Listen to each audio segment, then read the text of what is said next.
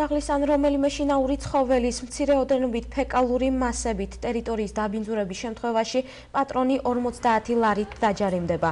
ნარჩენების მართვის კოდექსში შესატანი ცვლილებების მიხედვით პასუხისმგებლობა ძაღლის ან შინაური ცხოველის პატრონეს იმ შემთხვევაში არ დაეკისრება, თუ იგი დაუყოვნებლივ მოასუფთავებს დაბინძურებულ ტერიტორიას.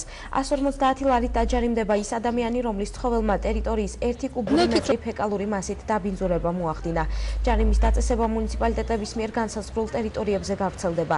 აღნიშნულ საკითხთან დაკავშირებით ქალაქის ქუჩებში მცირე გამოკითხვა ჩავატარეთ.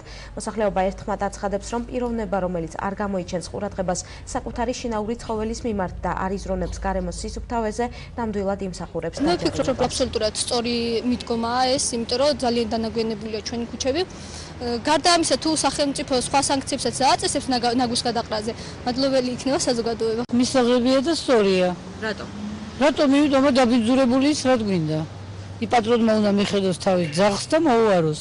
დააბოს და დაამწყდიოს. რა თქმა უნდა, კარგი კანონია, რომ სისუფთავე უნდა იყოს ქალაქში, თელავი იმსახურებს ამას.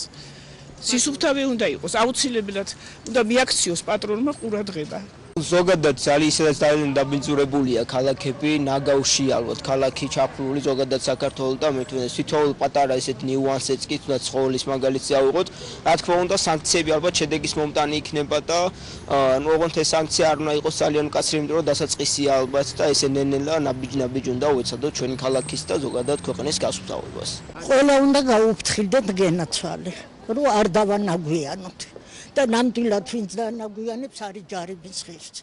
გასაშვებია დაბინძურება, აუცილებელია ჯარიმა უნდა იყოს, რომ ქალაქი სუფთად გამოიყურებოდეს.